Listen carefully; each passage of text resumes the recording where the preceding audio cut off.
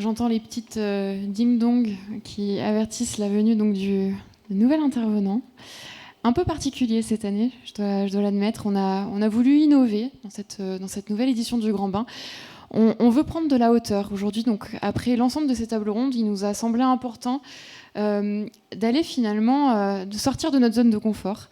Donc, on vous propose de passer à un moment sur lequel on va se questionner sur l'impact de la tech. Finalement, est-ce que la tech est compatible? Est-ce que l'avenir de la tech est compatible avec progrès moral, par exemple? C'est typiquement le genre de questions que l'on va se poser à présent. Je vous demande d'accueillir avec grande chaleurosité Raphaël Enthoven, qui nous a fait l'honneur de venir à Marseille. Et Raphaël, je vous laisse. Merci Clara, merci.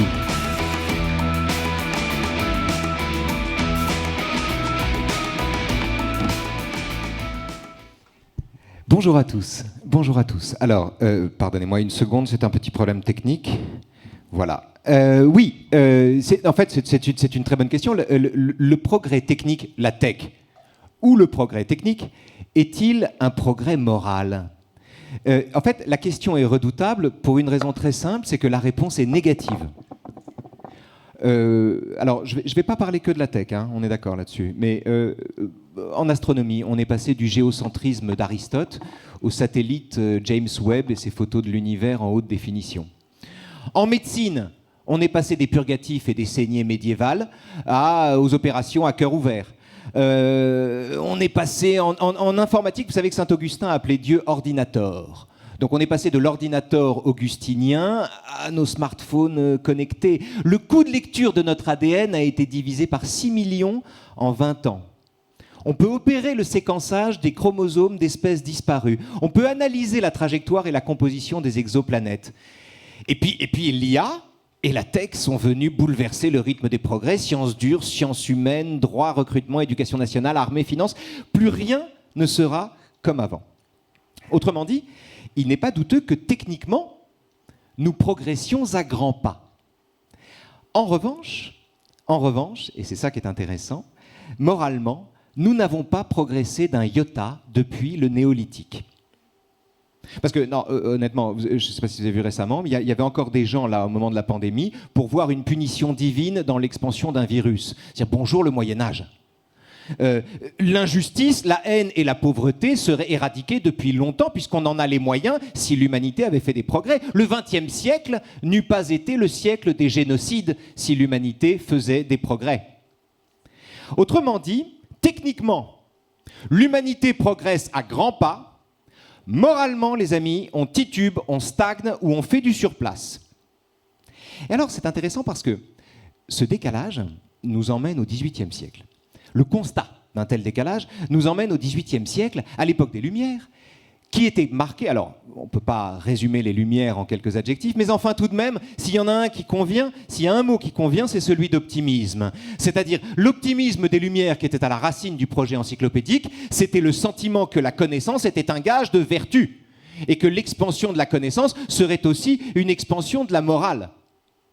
Alors, c'est intéressant parce que dans le sillage des Lumières, vous avez des gens par exemple comme Ernest Renan. Il a dit cette phrase, il a dit ça, il a dit « Moi qui suis cultivé, je ne trouve pas le mal en moi ».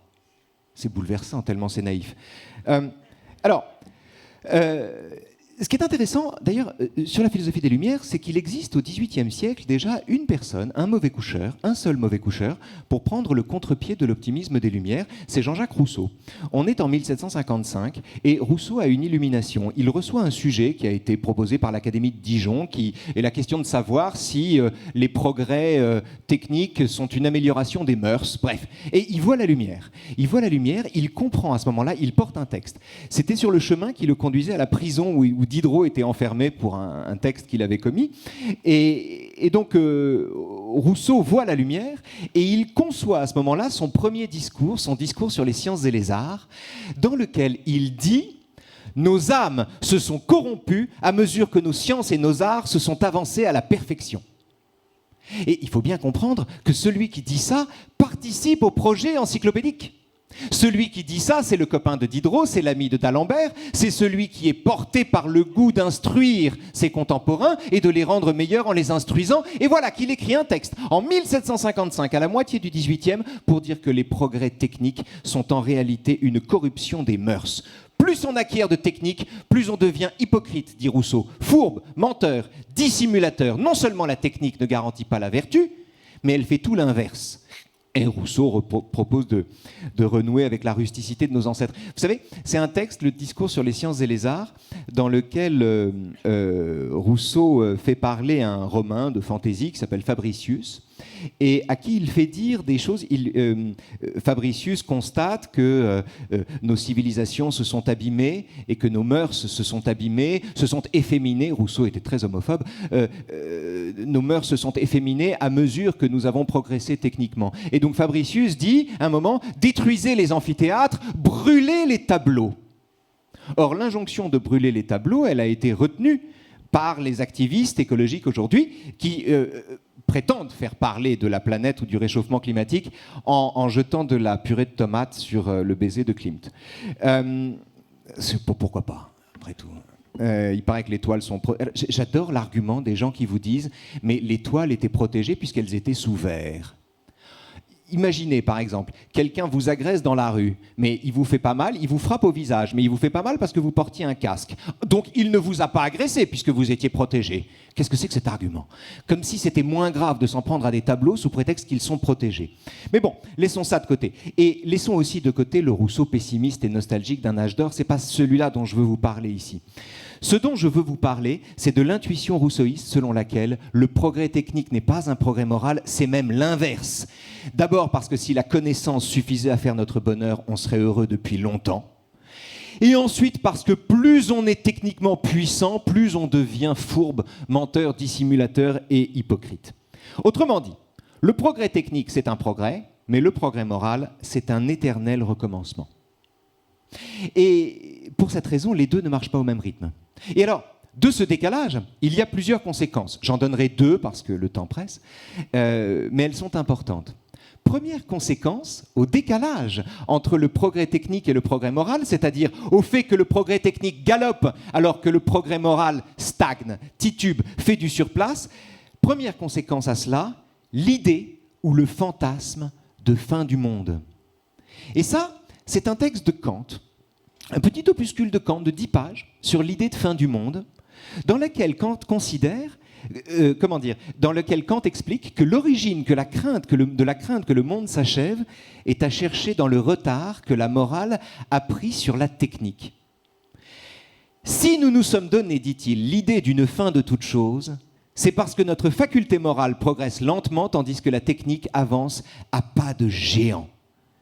Autrement dit, si une science folle produit du catastrophisme, c'est pas parce qu'elle produit des savants fous, c'est parce qu'elle met en cause l'idée de progrès en montrant que la morale galope, alors que la technique galope, alors que la morale claudique.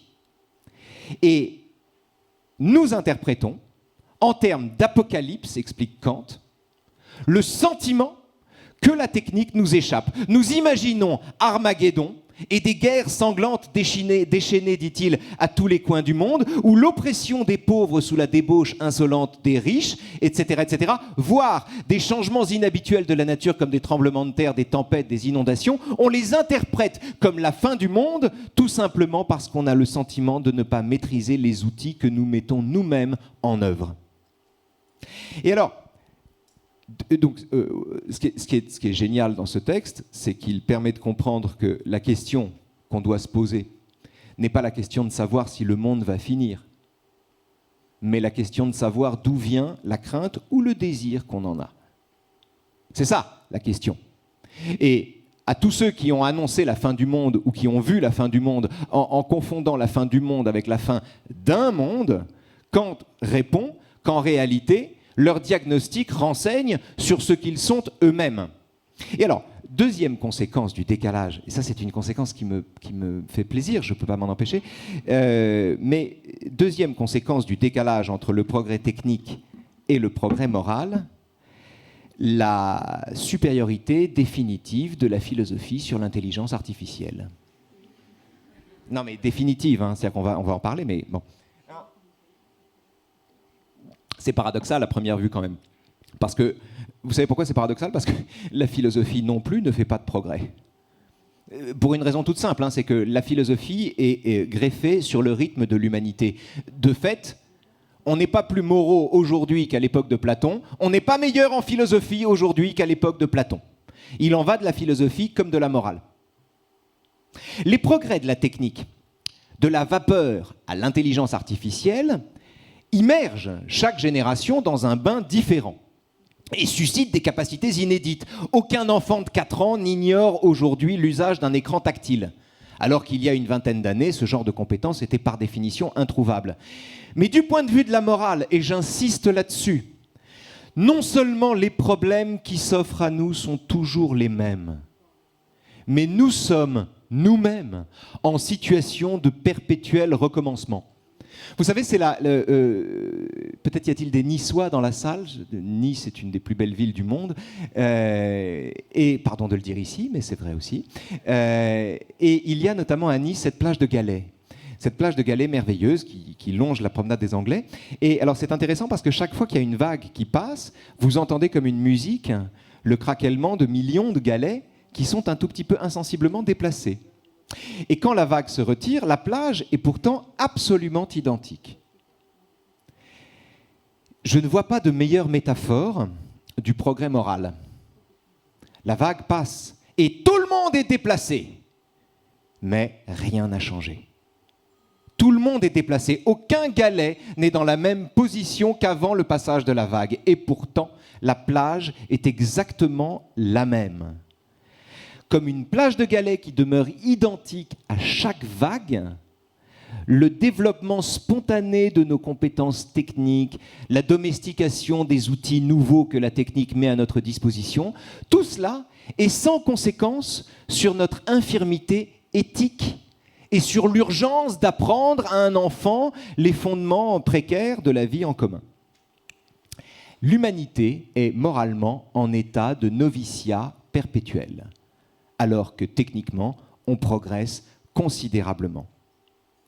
Et alors, l'éternel noviciat de l'humanité, l'éternel noviciat moral de l'humanité est aussi, donc j'en viens au sujet qui me plaît, sur lequel j'ai eu plaisir à travailler, puisque je n'avais pas prévu cet effet-là, c'est la raison pour laquelle l'IA est profondément nulle en philosophie.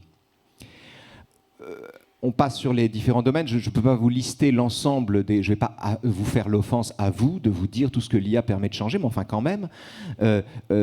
En droit, l'IA passe avec succès les épreuves du barreau, peut rédiger la trame d'un contrat, l'ensemble des conclusions, s'acquitter de toutes les tâches répétitives, classer les jurisprudences, lister les situations comparables. Au quotidien, je veux dire, l'IA permet d'analyser un profil financier, de calculer les chances de souscrire un produit de défiscalisation immobilière. En matière de recrutement, l'IA transforme des notes d'entretien en synthèse en 1 seconde. En médecine, évidemment, c'est encore plus spectaculaire, puisque désormais le médecin est dispensé de toute prise de notes. En radiothérapie, des algorithmes permettent d'obtenir une anatomie en 3D en 2 minutes. Je ne vous parle pas, ou à peine, du domaine militaire, où entre les cyberattaques, l'omniprésence des drones, la génération des données trompeuses, le traitement des satellites, etc. Évidemment, l'IA a remporté la bataille depuis des années. Quant à l'école, je ne vous en parle pas non plus, puisqu'on est tous confrontés au problème de la fraude depuis que ChatGPT est arrivé. Mais, en philosophie, l'IA ne sert à rien. À rien.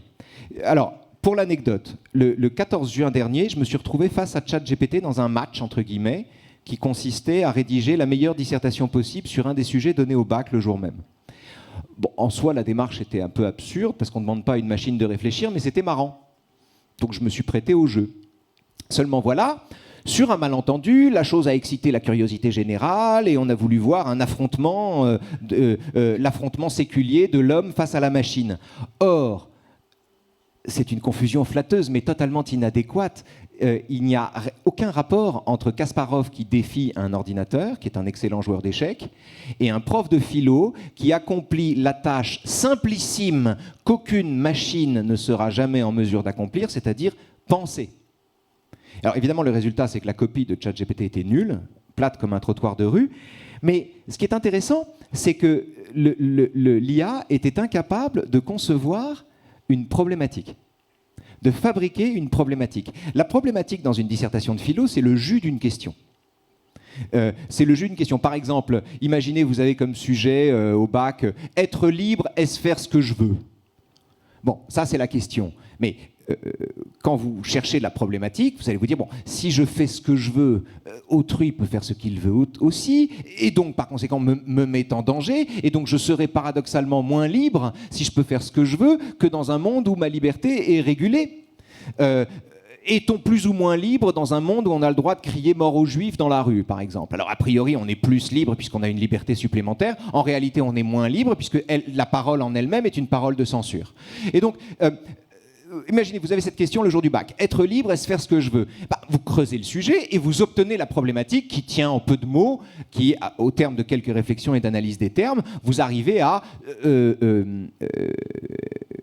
être libre, est-ce faire ce que je veux si tout le monde en fait autant? Ma liberté est telle de faire ce que je veux si tout le monde en fait autant. Et à partir de là, vous avez votre problématique. Eh bien, ce petit exercice qui consiste à passer de la question qu'on vous pose à la problématique, qui est un exercice fondamental dans une dissertation parce que c'est à partir de la problématique que le plan se déduit. Ce petit exercice est totalement hors d'atteinte d'une intelligence artificielle.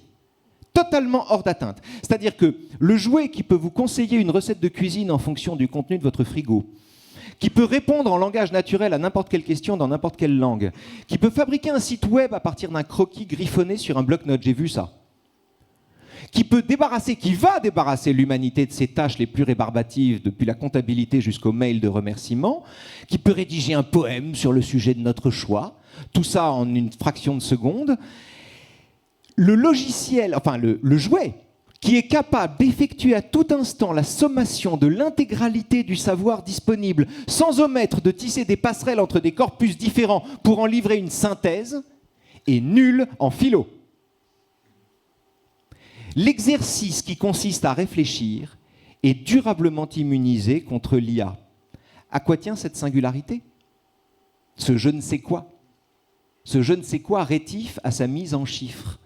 Pourquoi le geste tout simple qui consiste à trouver une problématique, c'est-à-dire à transformer une question en problème pour en faire la colonne vertébrale d'une réflexion, est-il définitivement hors de portée de l'IA?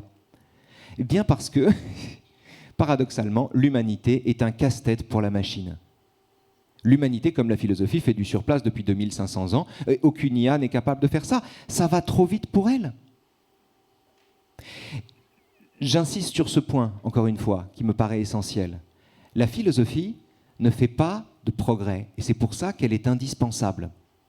Elle voyage d'un livre à l'autre, d'une époque à l'autre, elle fait provision de nouveaux mots, de nouvelles figures, elle gambade d'un système à son concurrent, mais dans cette évolution qui regarde en arrière, il n'est jamais question d'un progrès. C'est la raison pour laquelle on peut mettre en dialogue des philosophes qui ont 2000 ans d'intervalle. Il y a des textes de Platon où on a le sentiment qu'il répond à l'avance aux objections de Nietzsche. C'est la raison pour laquelle aussi certains philosophes entrevoient ou parlent ou nous aident à comprendre des phénomènes dont ils n'ont pas vu l'apparition.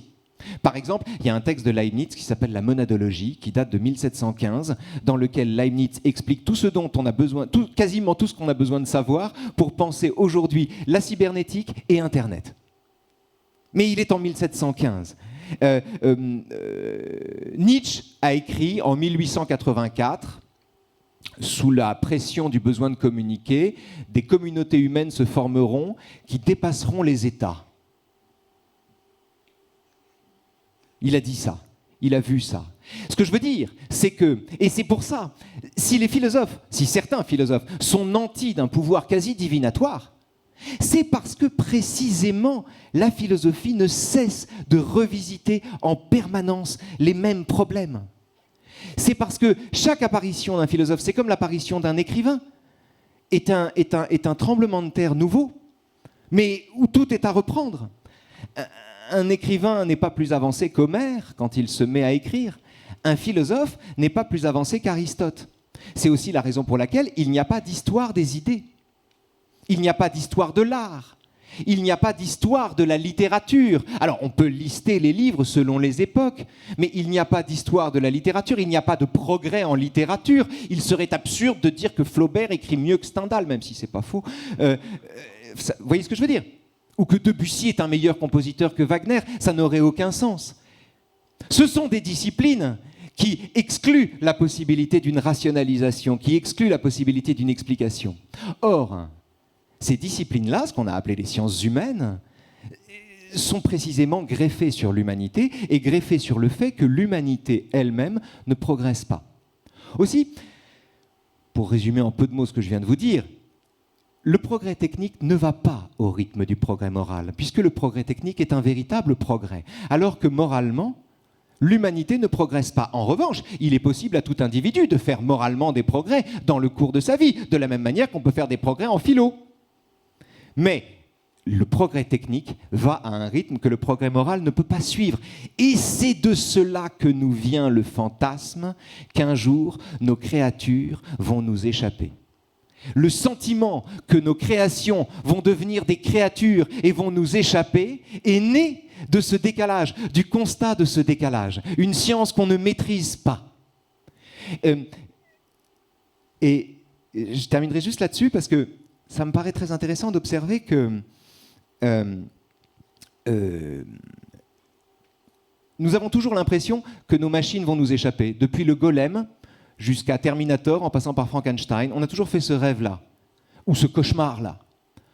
Or, quelle est la seule instance qui a su produire des êtres qui lui ont tourné le dos? C'est Dieu.